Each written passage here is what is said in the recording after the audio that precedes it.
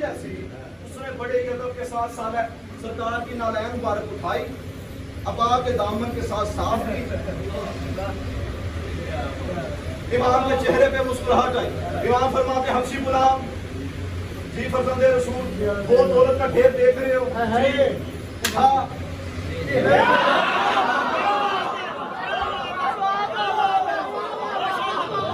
سیدات کی زندگی ہو، اٹھا لے جا، اٹھا چیخ کے اپنی جگہ سے یزید کا باپ کہتا فرزند رسول جتنی دولت سارا دن بانٹ کے آیا ہوں اس سے 2 گنا ڈبل آپ کی بارگاہ میں ہدیہ پیش کی، آپ ساری دولت اس حبشی غلام کو دے رہے ہیں۔ امام فرماتے غلام میرا نہیں تیرا ہے، اس نے دشمن کے سامنے مجھ حسن کی جوتی صاف کر کے مجھے پیش کی، میں نے ساری دولت اس جوتی کے صدقے میں اسے دی کیونکہ میں فاطمہ کو دیتا ہوں۔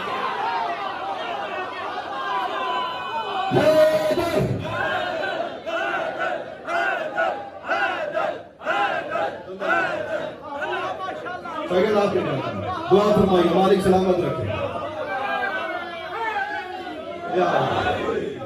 بہت شکریہ، مالک آپ کو سلامت رکھے۔ اسی تھوڑا تھوڑا بولو۔ اللہ زندگی آپ کی دراز کرے۔ اچھا دیکھیے، عرب کا دستور ہے، کلچر ہمارے ہاں، میں سید کی مثال پتہ کیوں دے رہا ہوں؟ میں ان کی بڑی عزت کرتا ہوں، بڑا احترام سے باقر شاہ میرے باپ کی جگہ پہ ہے، میں ان کے بچوں کی جگہ، اس لیے ان کی بات بار بار کر رہا ہوں کیونکہ میرا اپنا قبیلہ ہے۔ اللہ نہ کرے سید باقر شاہ جی کے کسی بیٹے کے ساتھ میرا ہو جائے جھگڑا، تو ہو سکتا ہے ہم دونوں موقع پہ بدلا لے لیں۔ ایسا ہی ہوتا ہے، آپ میں کیا ہوتا ہے، جھگڑا ہو یا تماچے ڈال دیں، گالی گلوچ ہوتی ہے موقع پہ۔ عرب کا کلچر یہ، جس کی توہین ہو اسے اپنے وطن بلایا جاتا ہے، گھر میں دعوت کی جاتی، پھر توہین کی جاتی ہے۔ یہ شام پہنچا، اس نے خط روانہ کیا اپنے وزیر کے کہنے پہ کہ حسن مصطفیٰ کی توہین کریں گے۔ کہتا ہے فرزند رسول شام آئی، کچھ معاملات پہ بات کر لیں۔ سرکار مدینہ سے چلے، ملک کے شام میں علی کے ذکر پہ پابندی تھی، لوگوں کے سر کاٹے جاتے تھے جو علی کی حدیث بیان کرے۔ جب شام کے لوگوں نے سنا نا کہ حسن مصطفیٰ آ رہے ہیں، کہتے کلمہ تو ہم نے نبی کا پڑھا، رسول کو دیکھا نہیں، لیکن سنا ہے حسن اپنے نانا کی شبیہ ہے۔ ہم حسن کو دیکھیں گے، ہمیں پتا چلے گا مصطفیٰ تھا کیسا۔ اب تاریخ ہے کہ شام کی کوئی گلی بازار کوچا کوئی ایسی جگہ تھی نہیں جہاں پہ ہجوم نہ، مستورات، بچے بوڑھے جوان اکٹھے ہو گئے۔ ان میں 2 دوست تھے، ایک اپاہج چل نہیں سکتا، دوسرا نبینا دیکھ نہیں سکتا۔ ایک دوسرے کا سہارا لے کر شام کی کسی گلی کے ساتھ دیوار کا سہارا لے کے ٹیک لگا کر بیٹھ گئے۔ اب جو چل نہیں سکتا، اب وہ بیٹھا، اس نے دوست کا ہاتھ تھاما، اب جو دیکھ نہیں نہ سکتا اس نے سوال کیا۔ درود پڑھ لیجیے محمد علیہ۔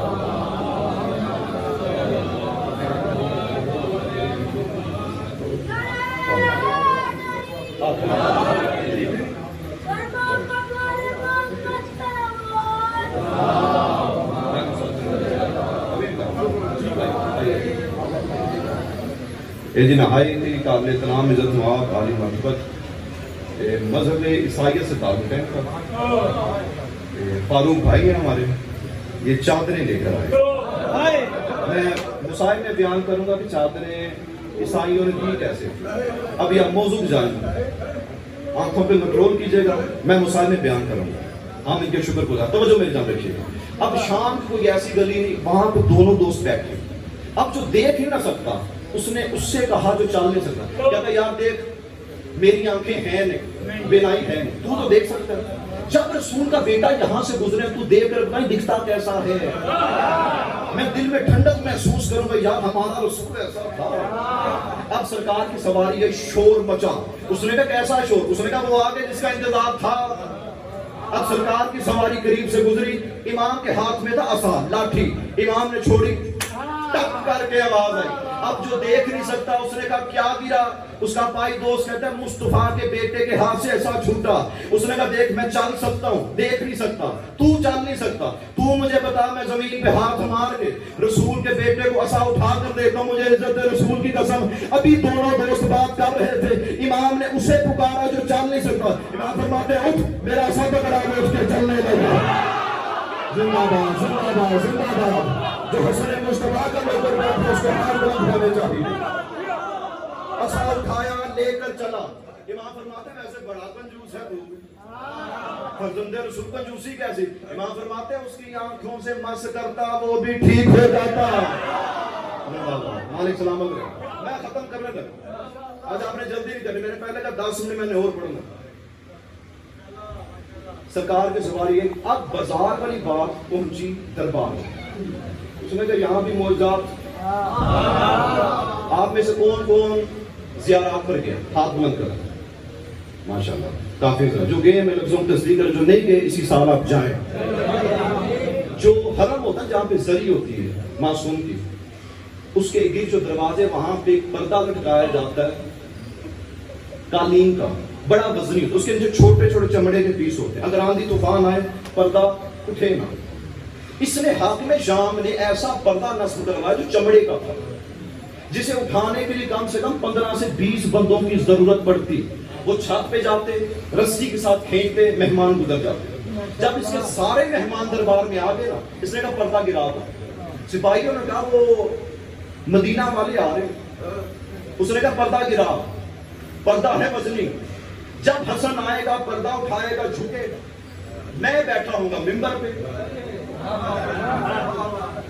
میرے دل کو سکون ملے گا. اب تاریخ کہتی جیسے امام حسن مجتبی علیہ السلام اپنے گھوڑے سے اترے, چلتے چلتے مصطفیٰ کا بیٹا پردے کے قریب آیا. ہوا کا ہلکا سا جھونکا آیا جس نے پردے کو چھت کے ساتھ لگایا. جو سپاہی کھڑے تھے اس نے کہا رسول کے بیٹے, جس پردے کو اٹھانے کے لیے کم سے کم 15 سے 20 بندوں کی ضرورت پڑتی ہے, اس ہوا کے جھونکے نے اٹھا کیسے لیا؟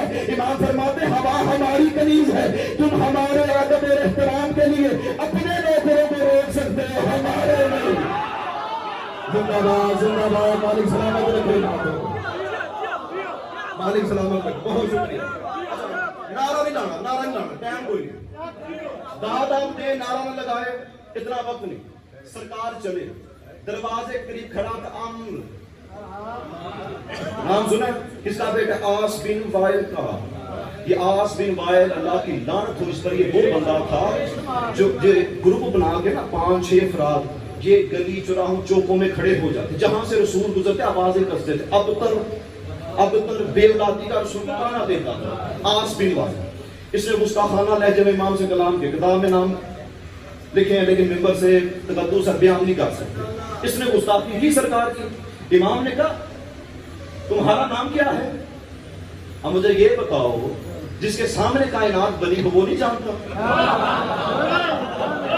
جانتے تھے نا, تاکہ تاریخ نہ لکھے. کہتا جی میرا نام عمر ہے. امام فرماتے کس کے بیٹے؟ آس بن وائل کا. امام کے چہرے پہ مسکراہٹ آ گئی. امام فرماتے کیا تیرا باپ وہی نہیں تھا جو ہمارے نانا پہ آوازیں کستا تھا؟ جی جی وہی تھا, لیکن میں مسلمان ہو گیا, کلمہ پڑھ لیا, ایمان لے آیا. امام فرماتے جب تیرا باپ واضح کستا تھا اللہ نے سورہ نازل کی, کہا ہے میرا حبیب تیری ہی نسل رہے گی, تیرا دشمن بے اولاد رہے گا. زندہ باد. جن کے ہاتھ بلند ہو گئے اللہ آپ کو سلامت رکھے. سید آپ کی زندگی دراز ہو. امام فرماتے ہیں تیرا باپ اللہ کا قرآن اسے بے اولادی کی گارنٹی دے رہا ہے. کانپنے لگا, کہا پورا دربار گواہ ہے میں آس بن وائل کا بیٹا ہوں. امام فرماتے سورج نکلے نہ نکلے, آسمان پہ ستارے چمکے نہ چمکے, اللہ کا قرآن غلط ہو نہیں سکتا. اللہ کا قرآن تیرے باپ کو بے اولاد کہتا ہے. گھر جا کے اپنی اماں سے اپنے اصل ابے کا نام آج ہمیں بھی آپ مالک سلامت رکھے. بہت شکریہ. مالک سلامت رکھے. آپ سرکار چلے, کرسی پہ تشریف فرما ہوئے. اب وہ جتنے تھے مہمان پروگرام کے توہین کر دی, نعوذ باللہ. اس نے کہا اپنے اپنے باپ داداؤں کی جاگیرات بتانا, کیونکہ امام حسن کے بابا نے ساری زندگی چٹائی پہ گزاری ہے. نعوذ باللہ احساس کمتری کا شکار ہوا, کچھ بول نہیں پائے. یہ مشورہ جانتے کس نے دیا؟ وزیر نے. اب دیکھیے یہاں پہ کوئی ڈاکٹر ہے, کوئی انجینئر ہو, مجلس میں آئے گا زمین پر بیٹھے. زمین پر بیٹھنا غربت کی نشانی نہیں ہے. کیا کہنے آپ, مالک سلامت رکھے. اب لاہور والوں ہے اشارہ, 2 بندے بولے تبھی میں نے فکرہ کہنا ہے, باقی نہ بولے میں نے بات کھولنی ہی نہیں. میں نے کنارے کا سہارا لے کے گزر جانا ہے. وہ پہلا بندہ کھڑا ہوگا, ہے اشارہ, کہا میرے باپ کو جانتے ہو؟ پورا دربار بولا کون سا؟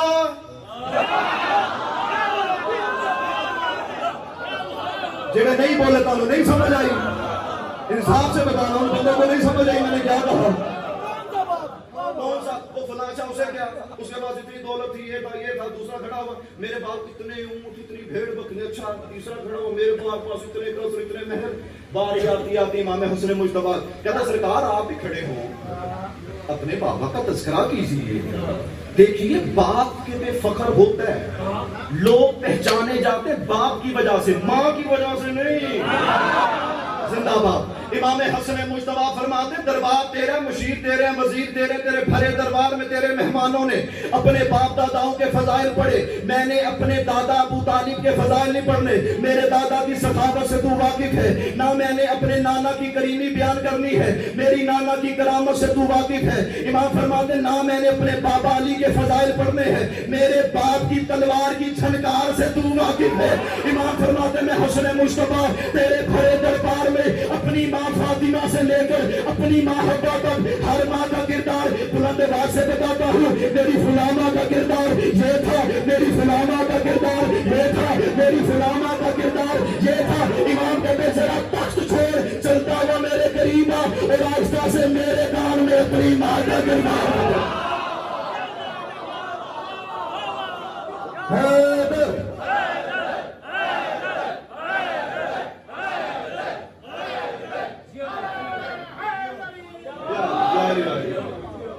بس گفتگو سمیٹ لی، میں آخری فکروں پہ آؤں۔ اچھا بندہ نا ایک ویڈیو وائرل ہوئی تھی مولوی صاحب کی، جنہوں نے دیکھی میں تصدیق کیجیے گا، وہ جیسے محرم کا چاند طلوع ہوتا ہے نا، وہ یزید کے بیٹے بڑے جاگتے ہیں، جیسے امام حسن مجتبیٰ کی شہادت کا روز آئے اس سے پہلے بھی بڑے بڑے سرکار نے صبح کر لی تھی، کیونکہ سرکار جھگڑا نہیں کرنا چاہتے تھے، کیونکہ حسن کو لڑنا نہیں آتا، جاہد وہ حسن کو لڑنا نہیں آتا، علی کا بیٹا۔ دیکھیے امام حسن مجتبیٰ کی بہادری شجاعت میں اتنا فکرہ کافی ہے۔ امام حسن کے بہت سے شاگرد تھے، ان میں سے ایک شاگرد کا نام ہے عباس۔ زندہ باد، مالک سلامت رکھیے آپ کو، جن کے ہاتھ بلند ہو گئے، جن بندوں کو بڑا فخر ہے نا کہ حسن کو لڑنا نہیں آتا تھا، سنا کر نہیں آ تجھے ہم تیری کتابوں سے دکھاتے ہیں، تو جنگ صفین کا میدان کو دیکھ، صفین کے میدان میں علی کے بیٹوں میں سے ایک بیٹا ہے جس کا نام ہے محمد حنفیہ، بار بار آتے بابا جان مجھے اجازت دیجئے میں حملہ کروں، علی بٹھا دیتے، بابا جان مجھے اجازت دیجئے میں حملہ کروں، علی بٹھا دیتے۔ جب بار بار اصرار کیا محمد حنفیہ نے، علی فرماتے محمد حنفیہ گھوڑے پہ بیٹھ حملہ کر۔ محمد حنفیہ گھوڑے پہ آیا، گھوڑے کی لجاموں کو تھاما، بھاگتے ہوئے گھوڑے پہ محمد حنفیہ نے اوہ تیز کیا۔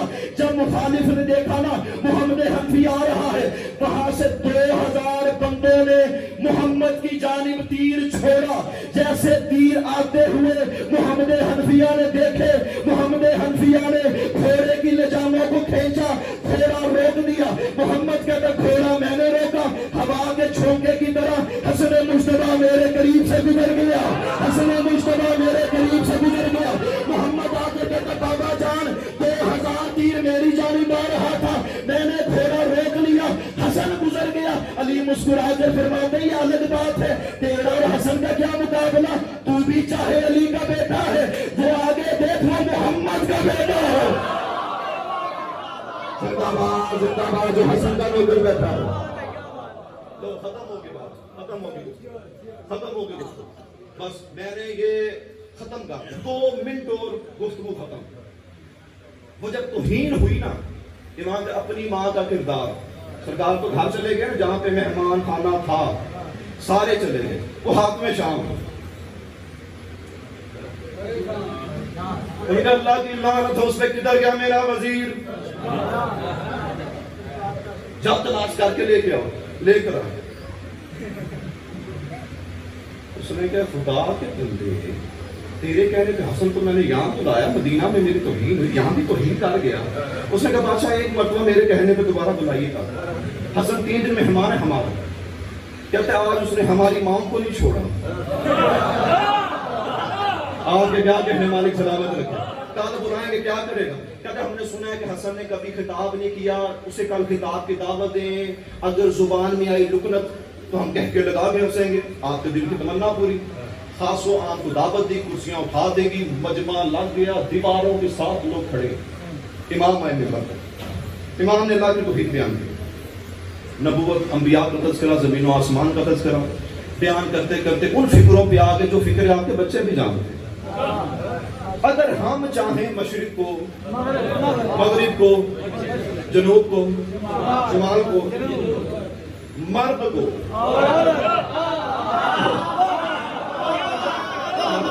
ہماری سلامت رکھے. وہ بس کسی کی قسمت ہاری تھی، وہ اس نے کہا تیرا باپ بھی یہی دعوے کرتا تھا. کیا کبھی مرد بھی عورت بنی، عورت بھی مرد؟ امام کے چہرے پہ مسکراہٹ آئی، ہلکا سا سر کو جھکایا. امام فرماتے ویسے مردوں کے ہجوم میں تجھے آ کے شرم نہیں آ رہی؟ کیا کہنے آتے مالک سلامت رکھے ہاتھوں کو. فکرہ کہا حضور جو مجھے دیکھے گا فکرہ وہ سمجھے گا، جو سر کا امامہ تھا نا وہ بن گئی اوڑھنی. اب چلی. امام نے کہا ٹھہر، اب کیا رہ گیا؟ امام فرماتے خوشخبری سنتا جا، جو گھر عورت چھوڑ کر آیا تھا اسے ہم نے مرد کر دیا. اب تاریخ کہتی ہے ایک دن گزرا، 2 دن گزرے، 3 دن گزرے، شام کے لوگ انہیں پکڑ کر امام حسن مجتبیٰ کی بارگاہ میں لائے. مولا آپ بھی کریم ہیں، آپ کے بابا بھی کریم تھے، نانا بھی کریم ہیں، خاندان ہی کریم ہوتا ہے، مہربانی فرمائیے دوبارہ مرد سے عورت، عورت سے مرد کر دیجئے. امام فرماتے ابھی وقت ہے. پوچھا گیا مولا کیسا وقت؟ امام فرماتے ابھی اس سے ایک بچہ پیدا ہوگا جو نہ مرد ہوگا نہ عورت ہوگی، وہ مخنث ہوگا، جو شام کے دربار میں ناچ ناچ کر کہے گا خبردار کبھی بھی محمد کی آل میں پھونک نہ لو.